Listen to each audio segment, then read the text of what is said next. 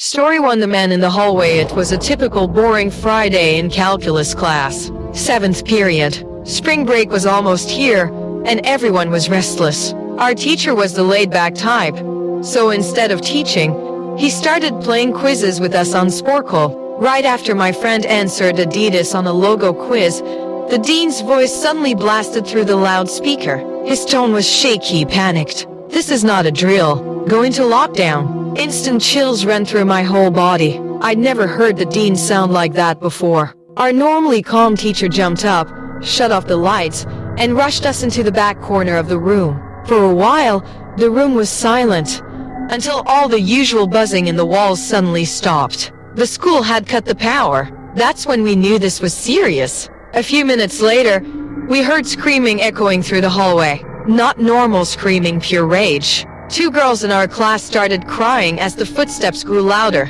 The man was pounding on lockers and yelling, "I'll kill all of you." My heart felt like it dropped through the floor. Then the banging moved to our classroom door. A girl screamed no, which only made the man hit the door harder. He pounded and screamed for what felt like eternity. And then, just as suddenly, he moved on, still screaming as he went farther down the hallway. Eventually, the dean came back on the loudspeaker and explained what happened. A mentally unstable man had entered the school and assaulted the woman at the front desk. Nobody knew if he was armed. Staff swept the building but couldn't find him, so teachers were told to resume class. Doors locked. No one leaves. Hours later, a janitor working the night shift found the man sleeping in a storage closet, and according to rumors, 844 Magnum was sticking out of his pocket. Before police arrived, he escaped. To this day, none of us know if he was ever caught. I can only hope he eventually got the help he needed.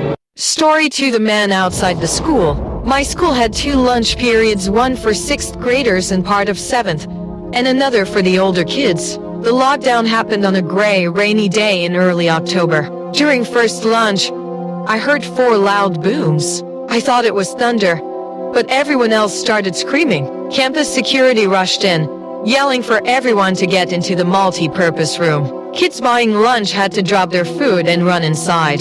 The room was huge, with an entire back wall made of glass. Security immediately pulled the giant curtains across it and blocked every exit. Everyone was scared and confused. My friend Eric asked a teacher what was happening. He came back pale and whispered, "You know those houses across from the school? There's a guy out there, unstable, threatening to kill himself and the cops if he gets evicted. He was walking around watching kids in a weird way." We later found out he was a registered sex offender, which made everything worse. We were stuck in that room for over an hour. When we were finally escorted back to class, I learned something even more disturbing.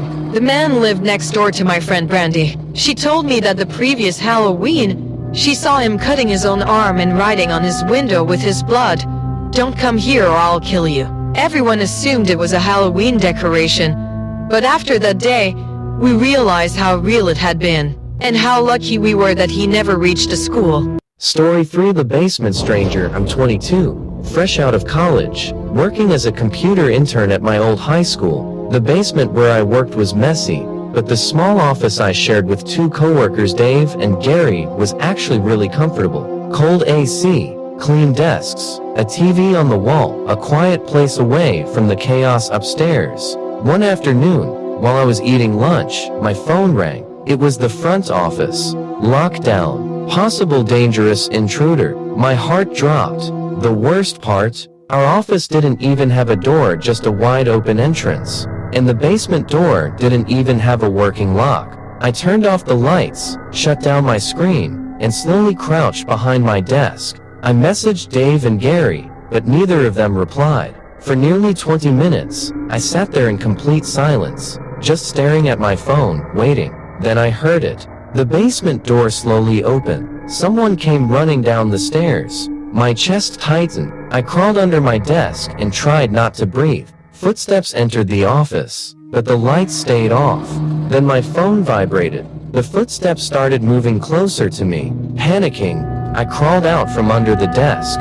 Suddenly, a man grabbed my arm and pulled me up. He was wearing a red plaid shirt, jeans, and a red and black cap. In a shaky whisper, he said, "It's okay, I'm hiding down here too." He asked me where the exit was. I pointed toward the stairs, but something felt wrong. I asked quietly, "Who are you?" He claimed he was just a parent trying to pick up his son. Then I checked my phone. It was a message from Dave. "Bro, this is crazy. Some guy with a weapon just attacked Mr. Buckley. He's wearing a red shirt and cap. Whatever you do, stay in the basement." My entire body froze. I slowly looked up at the man. He looked straight back at me. He knew that I knew. I turned and ran for the stairs. A loud blast thundered through the basement and smashed into the metal railing beside me. By pure luck, it missed. I ran as fast as I could up the stairs and burst into the hallway. Police were already blocking every exit, including the basement. The man was tackled the moment he reached the top. Mr. Buckley survived the attack. No one ever learned the real reason behind it. But one thing is certain, that sound will stay with me for the rest of my life.